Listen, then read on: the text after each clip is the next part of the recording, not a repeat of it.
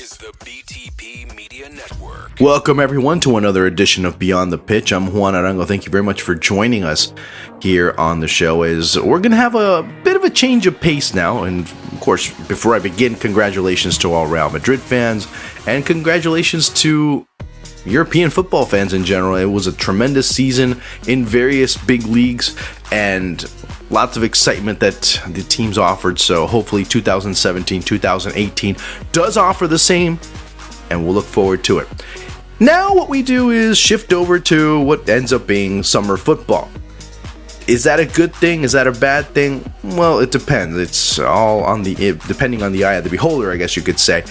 But for the most part, we start looking and previewing here on 101 the Confederations Cup. It's coming up in the next couple of weeks over in Russia. Many look at it as a test for many of the sites. Many look at it as a test for many of the teams as well, leading up to the World Cup that will be held in Russia as well in 2018. So a lot of questions will be asked, a lot of answers will be sought after, and I guess we wanted to beat everybody to the punch. So we'll have a lot of pundits, a lot of players, former players, and a lot of individuals involved with the respective teams coming on to talk about what is going on and what is being thought of in this tournament for each and every one of the 8 participating teams. Now, that being said, each one has their different expectations. For example, you have teams that are looking at this as a means to look at new players and be able to rest some. Case in point, Germany. You also start looking at some that want to really assert themselves as one of the top teams going into Russia. Case in point, Chile. Maybe Portugal can be looked at in that particular aspect as well after winning the Euros just last year. So they want to solidify their spot amongst the contenders. And we'll see how that happens or how that works out. But also some that have a bit of a bone to pick as far as Mexico's concerned. A team that will be looking to surprise many and kind of nestle themselves, kind of insert themselves amongst the contenders for a quarterfinal spot. That famous quinto partido that they've been looking for several years. And that'll be interesting to see how that works out with El Tri and Juan Carlos Osorio. Today, it'll be Australia's turn. The Socceroos currently find themselves in the midst of a World Cup qualifying battle, and really, it's a very reserved future as far as the Socceroos are concerned. It's year 3 of Ange Postecoglou's tenure with the Socceroos. And today, to talk about what's going on with the Socceroos, but also with Australian football in general, will be a good friend of the show, a good friend of Beyond the Pitch, none other than former Manchester United and also Aston Villa goalkeeper Mark Bosnich. Of course, he's a pundit over at Fox Sports Australia, the good friends, at least on my end, that I've happened to work for back in the World Cup back in 2014. Good people there, Murray Shaw, as well as the rest of the gang. Well, they've all been very good people, and I've really had a pleasure to work with them, as I mentioned before. Mark, well, he's the type of guy that really doesn't hold back, and you'll honestly start to see what he says and what he's able to give you as far as an opinion is concerned. He's not going to pull any punches. He's a guy that's going to tell you things like they are. And, well, you know what? Let me stop talking and let Mark Bosnich say what he has to say. Here's Mark Bosnich on 1-on-1. So I'm here with Mark Bosnich, pundit extraordinaire from Fox Sports Australia. Mark, man, thank you so much for joining us here on 1-on-1. It's a pleasure. And, you know, right now I really envy you because of where you're traveling. Because you're going Melbourne, you're going Adelaide, you're going Sochi. Yeah, very, very lucky. And thank you for having me on the show, Juan. I'm looking forward to it. It is a lot of travel. But really looking forward to it. And let's hope that for Australia's sake, anyway, the results are going to make it a trip worthwhile. Yeah, Mark, look, I wanted to ask you right now, how are the Australian fans, how are the press, how are they handling what's going on with the Socceroos right now? They're right now in the playoff spot for World Cup playoffs. I mean, it hasn't been the smoothest of sailing for the Socceroos per se, but they always find a way to find an answer to get something done and come very close to accomplishing their goal. Well, they have done in the past, but if I was to sum up the mood, I would say very cautious. We obviously had a little bit of a tumultuous time right before the last World Cup where we had to change our manager, and Ange Postecoglou came in and did very well for young side, although we lost the whole 3 games in the World Cup. But a lot of people were enthused, if you like, by the way that the team played. And then 2015 winning the Asian Cup at home, and people were very, very happy. But this World Cup campaign has started with a bang, but it really, in this second phase, has begun to stutter. And a lot of people are beginning to get a little bit nervous, especially in terms of Thursday night when we play against Saudi Arabia in Adelaide. Saudi Arabia, of course, are on 16 points along with Japan and really only need a draw here. And that would make it very difficult for us to go through on one of the 2 automatic places. It would mean a playoff if we come third with the third team from the other Asian group, which will probably be South Korea or Uzbekistan, and then playing the 4th team from CONCACAF, which will either be Mexico, USA, Panama, Trinidad, Tobago, or Honduras. So it won't be an easy route if we have to go that way. And there are a lot of people think if we go through the playoffs that it's going to be very, very difficult to qualify. So I would sum up the mood by saying very, very cautious indeed. It's interesting you say that. I mean, what has gone wrong? I mean, is it that the team kind of rested in their laurels? Is it because of what's happened domestically? Although most of the players that Ange Postecoglou has called up, a good portion of them play abroad. So I mean, that really it ends up not being part of the argument as well. Yeah, I think it's been a bit of a mixture of quite a few things. I think the fact that what you just said about resting on our laurels, I think that's true. I think sometimes, in the first phase of qualifying, it was so easy, and I think sometimes people can get lulled into a false sense of security, and I think that's what happened. And we started the second phase of qualifying very well as well, with a couple of really good victories. But since then, it really has begun to fade away. We have players like Aaron Moy, who's had a fantastic season with Huddersfield Town, who've just been promoted to the EPL. Tommy Rogers has won the treble with Celtic. Tommy Juric has been scoring a lot of goals in Switzerland. But there's been other players who have been in and out of their sides, and that's always a problem for our national team and the national coach, whether to pick those players who are in and out of their sides in Europe or to go with the home-based one. I think as well, there's been other problems which haven't been really reported and probably what you guys won't really know about. There was a bit of a standoff during one of the camps early on with the players' union and the federation, and then the federation sort of slapped down the coach a little bit publicly, and there was a few rumblings from that as well. But if you look at some of the results that we've had recently, I just think we've lost our way a little bit. Ange Postecoglou, like I said, has always been adamant that he'd play a certain way, and that was always going to be 4-3-3. And we used to ask him, do you have a plan B? And it was always, to do plan A better. Then all of a sudden, last qualifying game, the one before the last qualifying game away to Iraq, which we had to play in Tehran, he played a 3-4-3, and they drew, and they were quite fortunate. And the team and himself come under a lot of criticism. So there's been a little bit of angst between the media and the public and the team, which hasn't happened before because, they were sort of, everyone was so happy that a young team had sort of come through and finally sort of lifted themselves above the shadow of the golden generation, so to speak. So I think it's a combination of all those things which has led us to this situation now. I still think that we'll win on Thursday, but there's still no guarantee of being in those automatic qualifying places because we've got to play Japan away and Thailand at home. You'd think that we get 3 points from the Thailand game, but Japan away is going to be very, very difficult. Everything you say makes so much sense as well. I mean, I remember that. I remember seeing you on television after the Oman match, and of course that was during the last World Cup qualifying cycle, and you saw some of that necessary. Right, it was a major necessity to start changing generations right there, and I think that was the biggest thing that Ange Postecoglou was able to do prior to the World Cup. But this generation, I mean, you start to see, you mentioned players like Rogic, you mentioned Aaron Moy. I mean, also one of the names that many are going to keep a close eye on, of course, is Aiden Rustic from Groningen, because he was part of the Socceroos camp. He was, he's been one of those players that Ange has really wanted on the team for a while. Yeah, he has. It was rumoured that Bosnia and Herzegovina wanted to take him so they could make sure that he only could play for Bosnia. So Ange has got in and called him into the squad this time around. But it's always good seeing young blood coming into the squads. Whether or not he'll have a big role to play on Thursday, I think, is another question.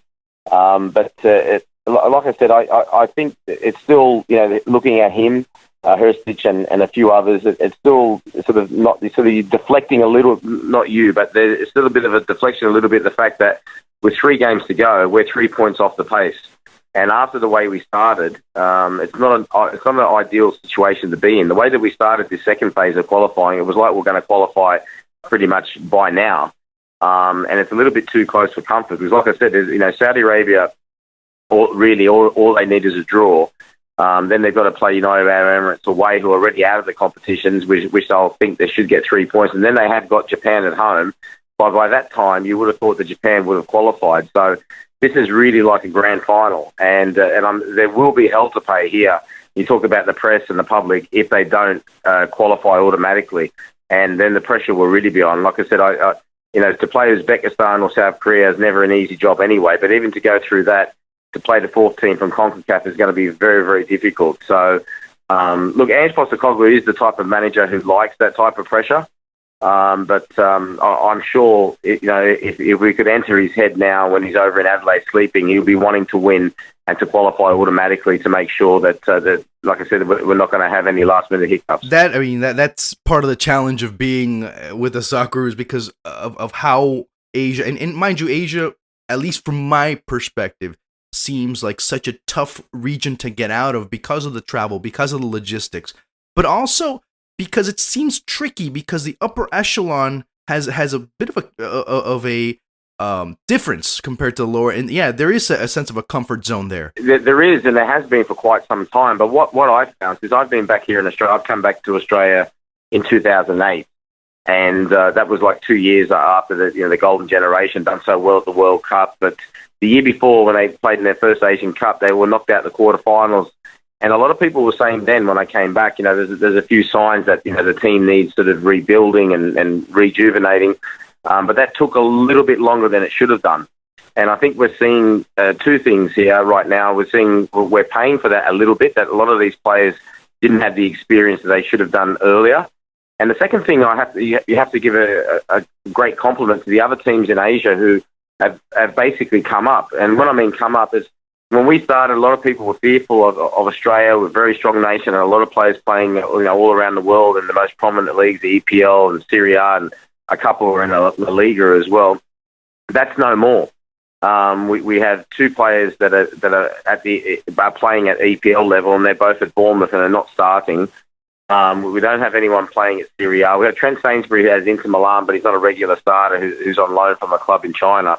A lot of players are plying their trade all around the world and getting good money, and good luck to them for doing it. But we haven't got that depth of players that were playing at the best, in the best leagues.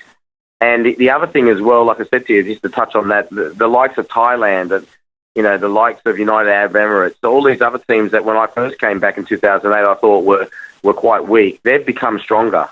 And Japan, South Korea are always very, very difficult. They're always up there. I mean, our record against Japan isn't the best anyway.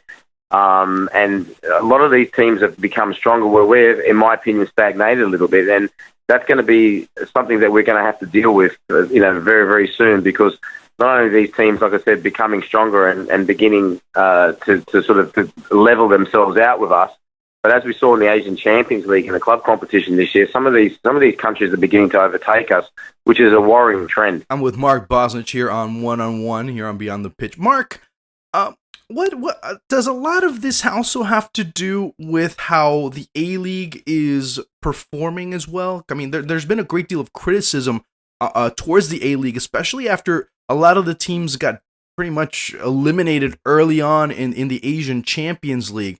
And you were amongst one of the biggest critics of the performances of those teams in that particular competition. Does that also have an impact with what's going on with Australian football? I think it does. I think it has a very big impact. I mean, we won, when I say we, Western Sydney Wanderers were the first Australian team to win back in 2015, I think it was, or 2014, the Asian Champions League.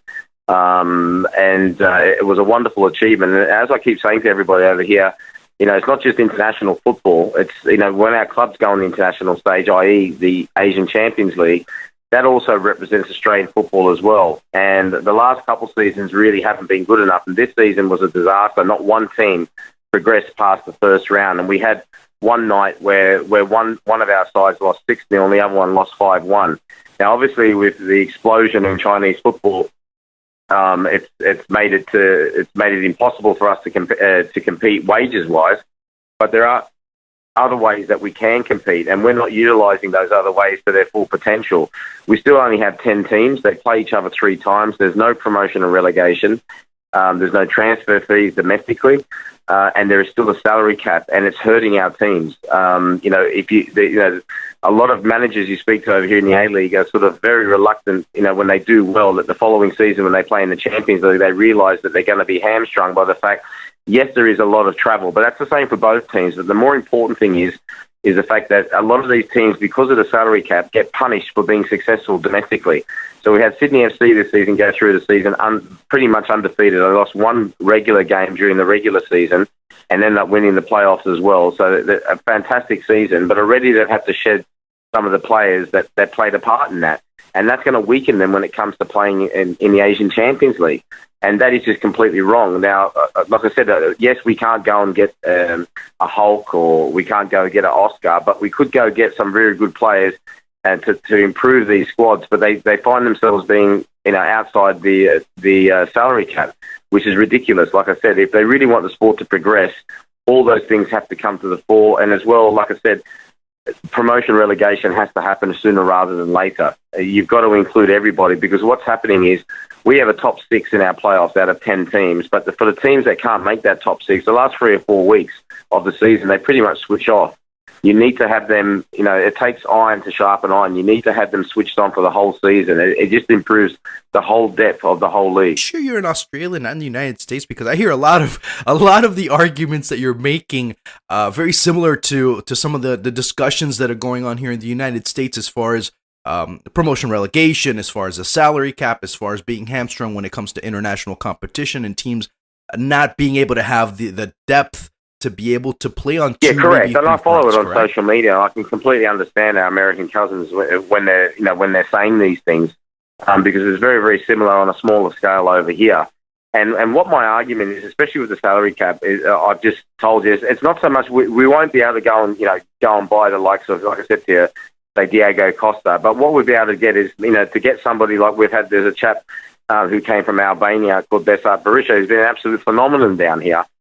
He was playing in the Bundesliga, but he wasn't getting a regular game, but he's been a phenomenon down here. Now, we'll be able to get 2 or 3 of those type of players and have them in the squad, or even have better local players here in the squad, but you can't because of the salary cap.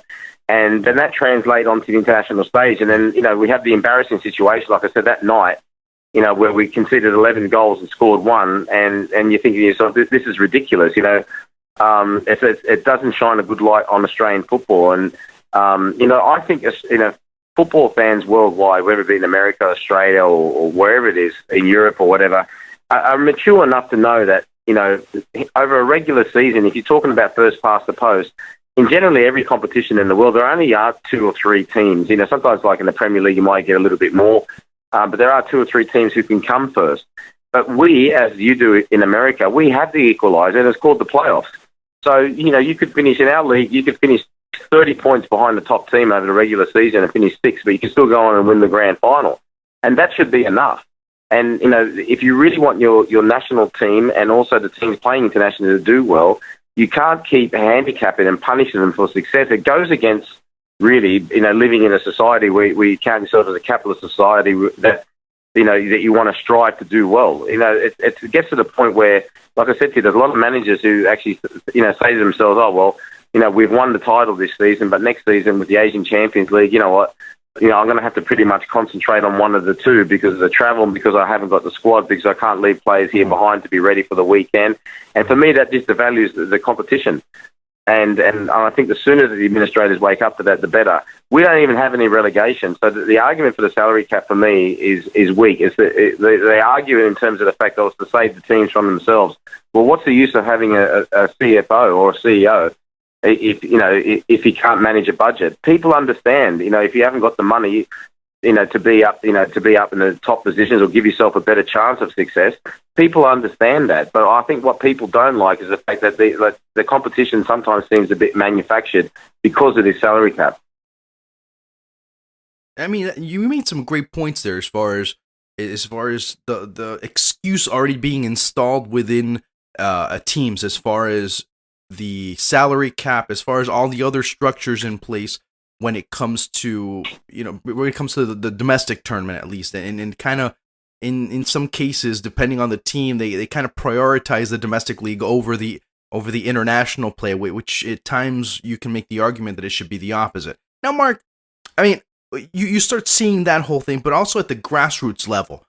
Is there some preoccupation also from a Socceroos perspective that you start seeing some of the younger teams, some of the Joeys, at least you see the under-17s, you see the under-20s failing to qualify for the respective World Cups? Is that also a major problem that Australia is facing looking at 2022 or 2026? Fine, it's a massive problem. I can't underline enough how big a problem it is. During the 80s and 90s, when football here, or soccer, whatever you want to call it, was part-time, our Joeys, our under-17s and our young Socceroos, our under-20s, not only got to World Cup tournaments consistently, but got to quarterfinals, got to semi-finals, in one case got to the final, and that was on a regular basis. And we haven't qualified for the Olympics either since 2008 in London. You mentioned the 17s and 20s not qualifying. The youth football here right now is in a mess. It's just totally confused. We've had people come down here from Europe and install something which basically a curriculum which just does not suit the Australian athlete. And also we're going through this phase where we've got people in charge saying, we're not going to get young kids, playing for points. I believe that from age 12 onwards, there should be some type of pressure, slowly but surely stepped up. So then when they get thrown into the lines then at these under-17s tournaments, that they're used to dealing with some type of pressure. I understand under the age of 12, that's no problem. Unless it's somebody that's outstanding, you play him a year or maybe 2 years above his age group, that's a different story. But from age 12 onwards, you need to have some type of competition. And we've got the situation here where, like I said to you, where people have started doing things, silly things really, going away from what made us really good at that age. And now Australia is a third-rate footballing nation. I mean that in the best possible way. We're ranked, 49, 50 in the world, something like that. And for our young players to get noticed at that age by the big scouts in Europe, they need to be at those tournaments, and we're not. And the fees that the kids are paying here are extortionate.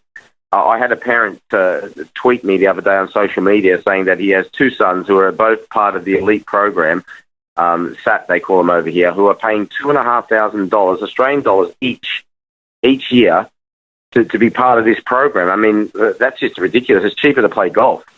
And for me, they're not getting what they pay for. If you go to a fast food outlet and you have indigestion afterwards, well, don't complain. But if you're going to a top restaurant and you're paying top money and you still get indigestion, then you've got a right to complain. And that's what's happening down here. And this has happened systematically. Like I said, when I first came back in 2008, I was overjoyed to see football on TV, on satellite, professional teams, professional players.